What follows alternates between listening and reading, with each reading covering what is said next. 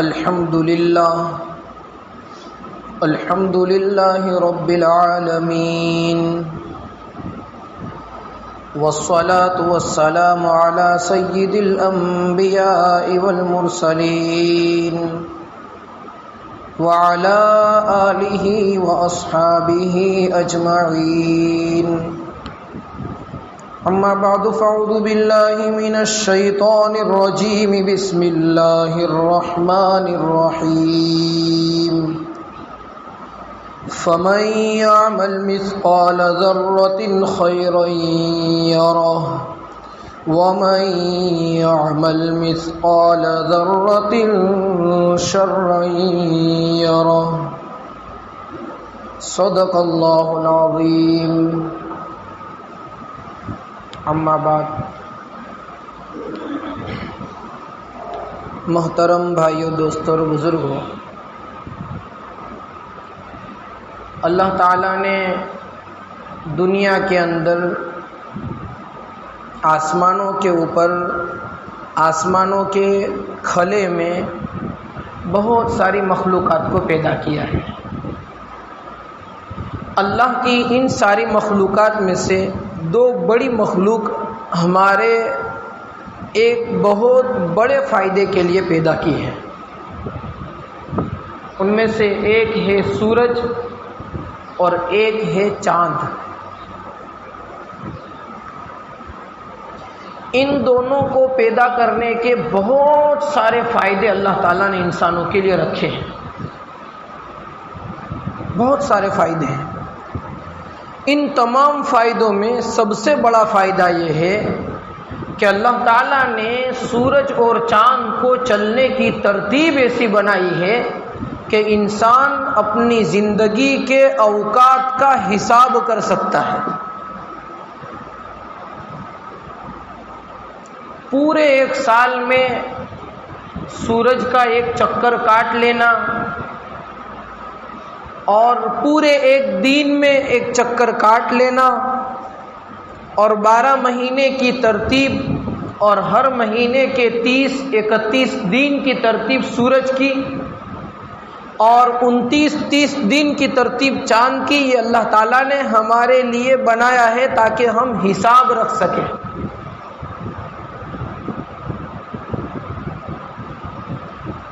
چونکہ اسلام کے تمام احکام کا تعلق زیادہ تر اسلامی تاریخ سے ہے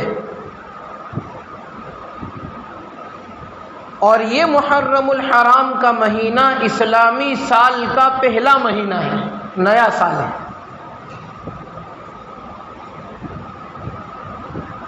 اللہ کے نبی کو ہجرت کیے ہوئے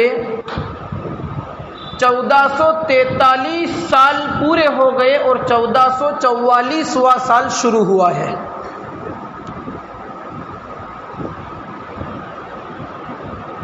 اللہ کا فضل ہے، اتنے سالوں کے بعد بھی اللہ تعالیٰ نے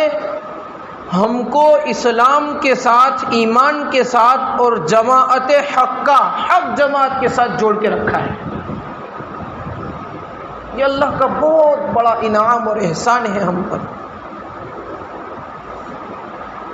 اتنے 100 سالوں کے بعد 15ویں صدی بھی آدھی ہو چکی اور اللہ تعالیٰ نے ایمان کے ساتھ ہمیں رکھا ہے اور بہت سارے فرقے اور جماعتوں میں سے حق جماعت کے ساتھ رکھا ہے۔ یہ اللہ کا انعام ہے۔ 12 مہینوں میں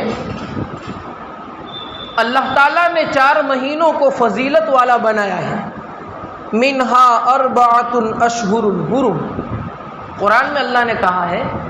کہ مہینے تو سال کے 12 ہیں لیکن 4 بہت زیادہ احترام والے مہینے ہیں۔ کیوں احترام والے مہینے ہیں؟ اس مہینے میں زیادہ تر حجاج کرام حج کا سفر کرتے تھے۔ حضرت ابراہیم علیہ السلام کے زمانے سے ان مہینوں کو بہت عزت والا اور احترام والا مہینہ سمجھا جاتا تھا، اور مکہ کے کافر بہت ساری باتوں میں حضرت ابراہیم کی شریعت پر چلتے تھے، اس لیے مکہ کے کافر ہونے کے باوجود اس مہینے کا بڑا احترام کرتے تھے اور لڑائی جھگڑا نہیں کرتے تھے۔ ان مہینوں میں یہ محرم الحرام کا مہینہ بھی ہے جو 4 مہینے فضیلت والے اس میں۔ پورے سال میں شریعت میں ایک مہینہ ایسا ہے جس میں روزہ رکھنا فرض ہے۔ اس میں روزہ رکھنا اسلام کی اور مسلمانوں کی نشانی ہے۔ اس میں روزہ نہیں رکھے گا تو بندہ گنہگار ہوگا، اللہ اس کی پکڑ کریں گے۔ وہ رمضان کا مہینہ ہے۔ اس کے علاوہ 3 مہینوں میں ایسے دن گزرتے ہیں جس کے روزوں کی فضیلت ہے۔ ایک 15ویں شعبان کا روزہ، دوسرا بقرعید سے پہلے 9ویں ذی الحجہ کا روزہ عرفات کے دن کا، اور تیسرا عاشورہ کے دن یعنی 10ویں محرم کے دن کا روزہ۔ یہ 3 روزے رمضان کے روزوں کے بعد فضیلت والے ہیں۔ ان میں بھی چونکہ یہ نفلی روزے ہیں، یہ فرض نہیں ہے، نفلی روزے ہیں، لیکن نفلی ہونے کے باوجود زیادہ فضیلت والے تمام نفلی روزوں میں یہ 3 ہیں، اور ان میں بھی محرم کا روزہ، عاشورہ کا روزہ ان تمام میں فضیلت والا ہے، کیونکہ اللہ تعالیٰ نے رمضان کے روزے فرض کرنے سے پہلے عاشورہ کا روزہ فرض رکھا تھا۔ پھر جب رمضان کے روزے فرض ہوئے تو اللہ تعالیٰ کی طرف سے حکم ہوا اللہ کے رسول کو، چنانچہ یہ روزہ اب نفل ہو گیا۔ لیکن فضیلت ہے، اللہ کے نبی نے فرمایا جو شخص عاشورہ کے دن کا روزہ رکھے گا، میں اللہ کی ذات سے امید کرتا ہوں کہ اللہ تعالیٰ اس کے 1 سال کے گناہوں کا کفارہ کر دیں گے، یعنی 1 سال کے گناہ معاف ہو جائیں گے۔ کون سے گناہ؟ صغیرہ گناہ، چھوٹے گناہ معاف ہو جائیں گے۔ بڑے گناہ، کبیرہ گناہ، وہ توبہ کیے بغیر معاف نہیں ہوتے، اور کسی کا حق لیا ہوا وہ حق والے کو حق دینا پڑے گا یا حق والے سے معافی مانگنی پڑے گی، وہاں تک معاف نہیں ہوتے۔ ہاں، صغیرہ گناہ جتنے بھی ہیں، چھوٹے جو گناہ جتنے بھی ہیں، اللہ تعالیٰ 1 سال کے گناہ صرف 1 روزے کے اوپر معاف کر دے گی۔ یہ اللہ نے ایسی گھڑیاں ہمارے لیے رکھی ہے تاکہ میرے گنہگار بندے اس میں کچھ عمل کر کے بڑے درجے حاصل کر لیں۔ ایک تو عاشورہ کے دن کا روزہ، یہ روزہ لائے کہاں سے ہے؟ اصل میں اللہ کے نبی صلی اللہ علیہ وسلم عاشورے کا دن کا روزہ رکھتے ہی تھے۔ جب آپ مدینہ گئے اور آپ نے دیکھا کہ یہودی لوگ روزہ رکھتے ہیں تو پوچھا کہ آپ کیوں روزہ رکھتے ہو؟ تو یہودیوں نے کہا کہ اللہ تعالیٰ نے فرعون جیسے ظالم بادشاہ سے ہماری قوم کو اور ہمارے نبی حضرت موسیٰ علیہ السلام کو نجات دی تھی اور فرعون کو ہلاک کر دیا تھا، اس کی خوشی میں اور شکرانہ میں ہم اللہ کے نام پر روزہ رکھتے ہیں۔ تو اللہ کے رسول نے فرمایا تم جتنے موسیٰ سے محبت کرنے والے ہو، اس سے زیادہ تو موسیٰ علیہ السلام کا تعلق ہماری ذات سے ہے، اس لیے ہم بھی اس دن کا روزہ رکھیں گے۔ چنانچہ اللہ کے رسول صلی اللہ علیہ وسلم نے روزہ رکھا۔ اس کے بعد اللہ کے رسول نے ایک بات عرض فرمائی روزہ رکھنے کے بعد کہ اگر آئندہ سال میں زندہ رہا تو میں 1 نہیں 2 روزے رکھوں گا، اور حکم دیا کہ 1 دن پہلے کا یا 1 دن بعد کا روزہ ساتھ میں رکھ لو، وخالف الیہود، اور یہودیوں کی مخالفت کرو۔ یہودی جیسے کام عبادت میں بھی نہیں۔ یہودی 10ویں ذی الحجہ کا روزہ رکھتے ہیں تو تم 9-10 کا روزہ رکھو یا 10-11 کا روزہ رکھو، تاکہ یہودیوں کی مشابہت نہ ہو جائے، اس جیسا کام نہ ہو جائے۔ یہ تو اللہ کے رسول نے حکم دے دیا۔ آئندہ سال جب آیا تو محرم کی 10 تاریخ آنے سے پہلے اللہ کے رسول کا انتقال ہو گیا تھا، آپ اللہ کو پیارے ہو گئے تھے، لیکن حضرات صحابہ نے اس بات کے اوپر عمل کیا اور اس وقت سے آج تک حق جماعت 9-10 کا یا 10-11 کا روزہ رکھتے ہیں۔ اس حدیث میں ایک دوسرا سبق اللہ کے رسول نے ہمیں یہ دیا کہ عبادت کرنی ہے تو بھی یہودی جیسے کام نہ ہو جائے، خیال رکھنا۔ یہ ہمیں سبق دیا کہ زندگی کا کوئی کام یہودی کے ساتھ مشابہت والا نہ ہو جائے۔ اب ہمیں یہ سوچنا ہے کہ یہودی والے کون کون سے کام ہیں، عیسائی والے کون کون سے کام ہیں۔ اور ایک حدیث میں ابو داؤد شریف کی روایت ہے، اللہ کے نبی نے یہ فرما دیا ہے، من تشبہ بقوم فہو من، جس قوم جیسے کام تم کرو گے تم ان میں سے شمار کیے جاؤ گے قیامت کے دن۔ اس لیے اب تو ہمیں یہ حکم دیا گیا کہ تم دیکھو کہ تمہارا یہ کام کوئی دنیا میں بسنے والے کافر یا عیسائی یا یہودی یا دوسرے کوئی باطل فرقے کی طرح تو نہیں ہے۔ اگر ایسا ہے تو اس سے رک جاؤ، ورنہ قیامت کے دن تم ان کے ساتھ رہو گے۔ یہ ایک جملہ ہے نا، خالف الیہود، اللہ کے نبی نے فرمایا، اور من تشبہ بقوم فہو من، یہ دو جملے ہمیں جھنجھوڑ کر کے رکھ دیتے ہیں کہ اے امت محمد، زندگی کا ہر کام تم کرنے سے پہلے سوچ لیا کرو کہ کہیں یہ غیروں کی مشابہت تو نہیں ہے۔ ہمارے گھروں پر چاہے غمی کا وقت ہو چاہے خوشی کا وقت ہو، اللہ نے ہمیں اپنی زندگی میں چاہے مال دیا ہو یا غریبی دی ہو، چاہے ہم اقتدار کی کرسی پر بیٹھے ہو یا ہم مامور بن کر کے قوم کے ساتھ رہ کر کے کسی کے ہاتھ کے نیچے جی رہے ہو،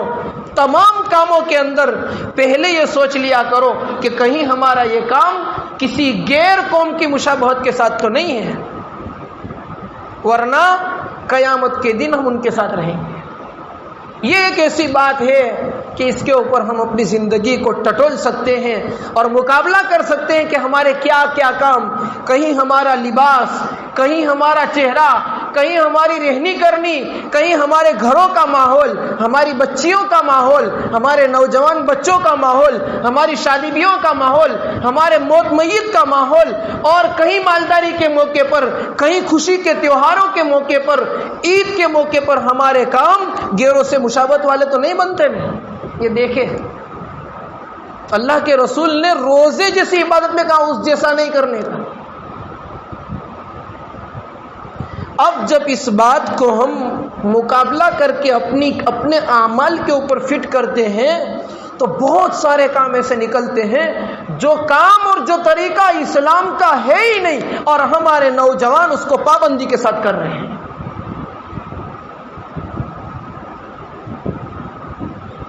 نوجوان تو کیا، شاید ہی کوئی گھر باقی رہتا ہو جن میں ایسے غیروں کے طریقے نہ آئے ہوں۔ میں آپ کو مثال دوں، مکہ کے کافر، بلکہ مکہ کے کافر تو ابھی کے زمانے کی بات ہے، حضرت ابراہیم علیہ السلام کا ایک واقعہ قرآن میں آتا ہے تفسیر کی کتابوں میں کہ حضرت ابراہیم نے اپنی قوم کو سمجھایا، لیکن جب قوم نہیں مانی تھی تو حضرت ابراہیم نے ان کے بتوں کو توڑ دیا تھا، ان کے جو معبود تھے، پتلے تھے، اس کو توڑ دیا تھا۔ تو کب توڑا تھا؟ تو کہ اس دن توڑا تھا جس دن قوم کے میلے کا دن تھا، اور پوری قوم مل کر کے میلے میں جاتی تھی گھومنے کے لیے، اس دن توڑا تھا، وہ اس کا عبادت کا دن تھا۔ آج دیکھو ہماری عید کا دن بھی عبادت کا دن ہوتا ہے، لیکن انہی عید کے دن یا انہی عید کے دنوں کے بعد ہماری قوم بھی تو تفریح کے لیے باہر جاتی ہے، یہ تو ان کے ساتھ مشابہت ہوئی۔ یہ کام تو کافروں کا تھا۔ سالگرہ منانا، برتھ ڈے منانا، یہ کام تو کافروں کا تھا، یہودیوں نے شروع کیا ہے، عیسائیوں نے شروع کیا ہے۔ اسلام میں برتھ ڈے ہے ہی نہیں، اور ہمارے نوجوان بڑی خوشی سے مناتے ہیں اور اپنے آپ کو مسلمان ہونے کا دعویٰ کرتے ہیں۔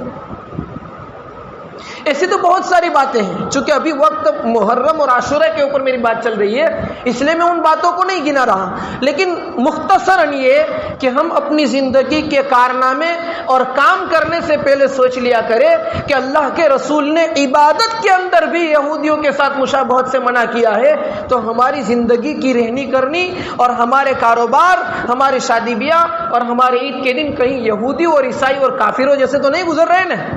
بس یہ دیکھ لیا کریں۔ ایک تو حدیث میں اللہ کے رسول نے روزے کے متعلق بیان فرمایا تھا، اور دوسری ایک حدیث ملتی ہے من وسع علی عیالہ وسع اللہ له سائر سنتہ او کما قال علیہ الصلوۃ والسلام، جس کا ترجمہ ہوتا ہے جو اس دین کے اندر اپنے گھر والوں کے اوپر خوب خرچ کرے گا اللہ تعالیٰ اس کو پورے سال خوب روزی دیں گے۔ یہ حدیث یہ بتاتی ہے کہ جو حضرات روزے رکھتے، متکلم اسلام حضرت مولانا الیاس گھومن صاحب دامت برکاتہم اس کی وضاحت کر رہے ہیں۔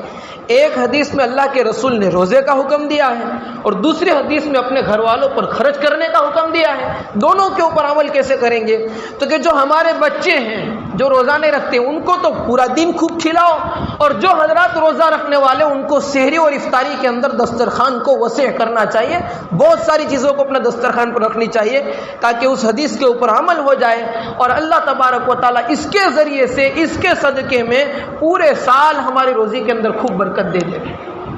یہ دو باتیں ان دنوں کے اندر کرنا شریعت سے ثابت ہے۔ بس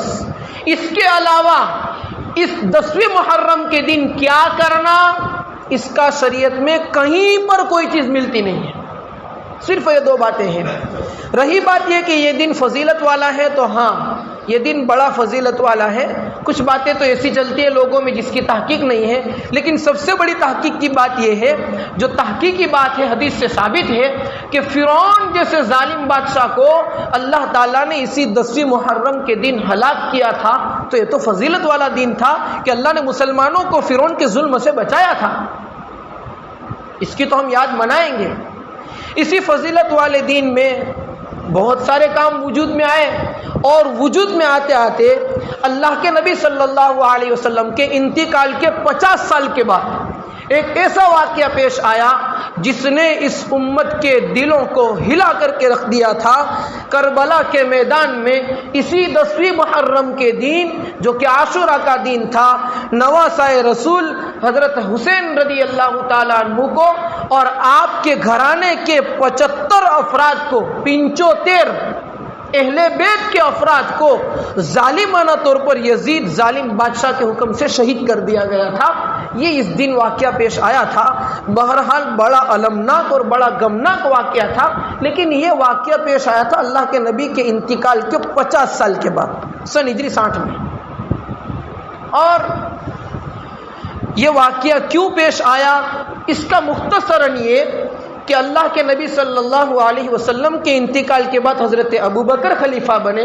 ابوبکر کے انتقال کے بعد حضرت عمر خلیفہ بنے، حضرت عمر کے بعد حضرت عثمان غنی خلیفہ بنے، اور حضرت عثمان کے بعد حضرت علی رضی اللہ تعالیٰ عنہ خلیفہ بنے، اور حضرت علی کے بعد امیر بنے حضرت معاویہ رضی اللہ تعالیٰ عنہ، اور حضرت معاویہ رضی اللہ تعالیٰ عنہ کے انتقال کے بعد مسلمانوں کو ایک امیر کی ضرورت پڑی، تو اس وقت امیر بننے کے لیے کرسی پر یہ حضرت امیر معاویہ رضی اللہ تعالی عنہ کا بیٹا یزید تھا، وہ حضرت امیر معاویہ کے انتقال کے بعد امیر بن گیا، اور حضرت حسین یہ چاہتے تھے کہ چونکہ یہ ظالم ہے، اس کا بڑا ظلم ہے اور لوگوں کے اوپر بہت زیادہ ظلم کرتے ہیں، اس لیے ان کو امیر نہیں بنانا چاہیے۔ بس حضرت حسین کا یہ کہنا تھا کہ یہ ظالم ہے، اس کو امیر نہیں بنانا چاہیے، اس لیے حضرت حسین نے اس کو امیر بنانا قبول نہیں کیا، اس وجہ سے اس نے غداری کی تھی۔ واقعہ بڑا تفصیلی ہے، یہ تو میں نے ابھی 2 جمعہ پہلے حضرت عمر رضی اللہ تعالیٰ عنہ کی حیات مبارکہ کے متعلق کچھ باتیں بیان کی، لیکن وقت اتنا کم رہتا ہے کہ حضرت عمر کی شہادت کا واقعہ ابھی باقی ہے،